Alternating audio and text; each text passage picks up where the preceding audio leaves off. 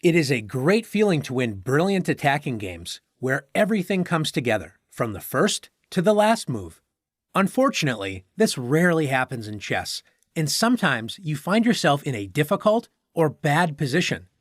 Being able to fight back from such positions is one of the most important skills to learn. Let's take a look at this position. After white plays the aggressive queen to g4, threatening black's unprotected g-pawn, black has to make a difficult decision. There isn't a great way to defend the g7 pawn. Black can either push the pawn to g6 or play the move king to f8. When you are in a difficult position, you should try and not make your position worse.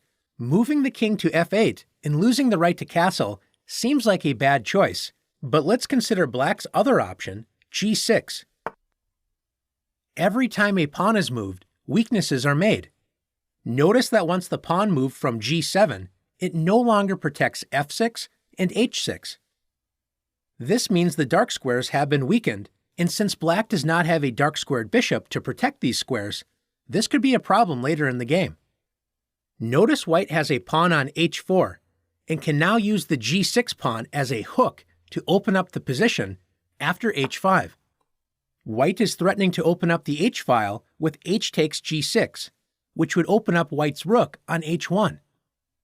By playing g6, black has created dark square weaknesses and allowed white to open up the position with h5. Let's return to the position after white played queen to g4. Although moving the king looks bad, it turns out to be black's strongest move. After king to f8, black protects the g-pawn and does not make any pawn weaknesses. Black has lost the right to castle, but is this a big problem? In a position with a lot of open lines for attack, this would be a terrible decision. But is this position open? No, it's actually very closed. Notice that the center is locked. And white's king may also prefer to stay in the center where there is less danger at the moment. Black will plan on playing knight g to e7, eyeing the f5 square with a very solid position. Notice that white has an unprotected pawn on c2 that may be attacked with a later queen to a4. That being said, white still has an advantage due to having more space on the king side, and black's rook on h8 may have difficulties getting into the game. By defending with the king, black did not create any weak squares or allow a clear line of attack, so black has made a good defensive decision. In this position, white is cramped for space. The pawn on d4 is preventing both white's dark squared bishop and knight on c2 from being active. Black's pieces are much more active and enjoy the extra space to move freely around the board. White's biggest problem is less space and passive pieces. How can white fight back in this position? Since the d4 pawn is the main cause of white's problems, white can attack its key defender, the c5 pawn, with the powerful move b4. White adds pressure to black's central pawn chain. If black captures the b4 pawn with c takes b4, black's center is destroyed after knight f takes d4, regaining the pawn and opening up the powerful light-squared bishop on the long diagonal. Black can play b6, protecting the c5 pawn, but it gives up protection of the knight and weakens the light squares. Black is in trouble after b5. And after knight a5, white opens up the light-squared bishop with the move knight g5. White's knight and rook attack black's bishop on e6, and white's light-squared bishop is threatening black's rook on a8. Black's best option is to continue development with queen to d7, connecting black's rooks and preparing to offer a trade of bishops with bishop to h3, wanting to remove white's powerful light-squared bishop. Now that white has added pressure to the c5 square, white's bishop on b2 joins the fight with bishop to a3. White has activated the passive bishop on b2 and threatens to win a pawn on c5 on the next turn. Black should play c takes b4. And after knight takes b4, White's dark squared bishop and knight have been activated, and White now has a semi-open b-file to use for a rook to join in putting Black's queenside under pressure.